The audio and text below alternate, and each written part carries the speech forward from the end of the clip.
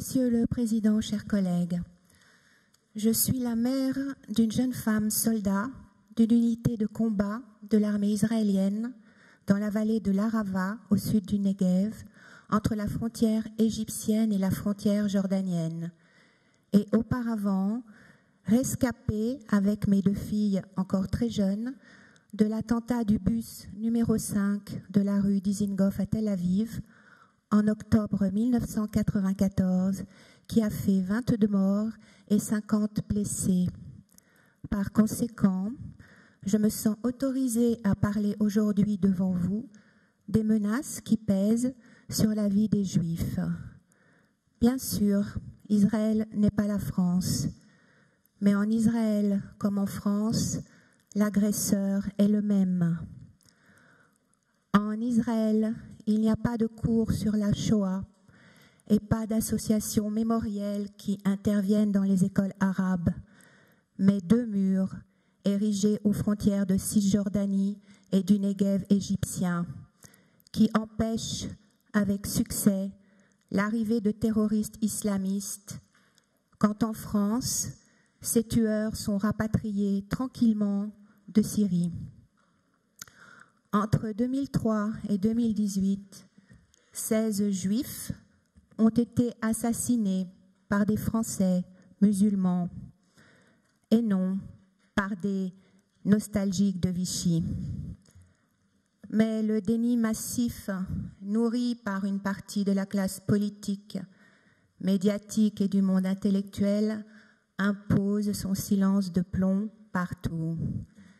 Il est inutile d'en dire davantage, tant en France, le débat s'est mué en traque du dérapage.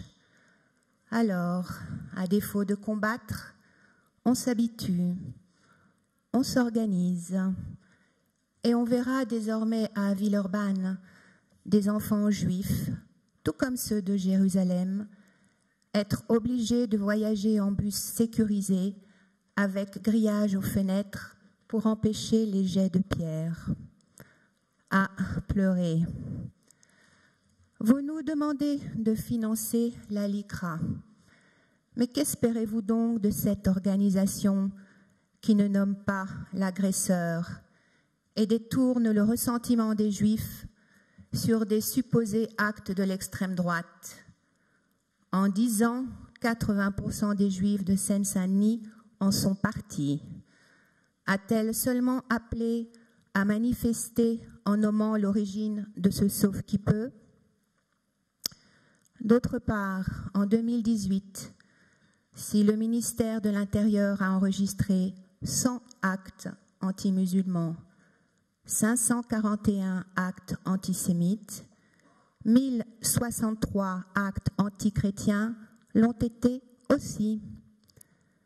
Vous semblez, Monsieur le Président, sur votre post Facebook du 18 mars, être sensible à la persécution des catholiques dans notre pays.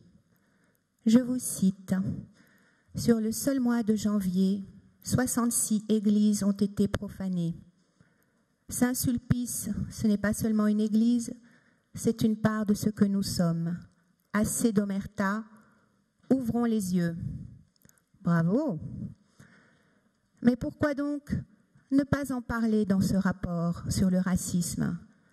Parce que, de facto, la christianophobie, comme l'antisémitisme, procède de la même haine de l'Occident. La condition de la liberté, c'est le courage, disait Périclès. Mais rien dans ce rapport n'est courageux. N'apparaissent que des rituels de l'ordre de la messe mémorielle embourgeoisée, de plus en plus vains. Rien n'y est nouveau. Les Juifs fuient la France massivement, et bien d'autres fuiront encore. Par fraternité, compassion et respect pour eux, nous choisissons de ne pas participer au vote. Merci. Monsieur Debat, vous avez la parole.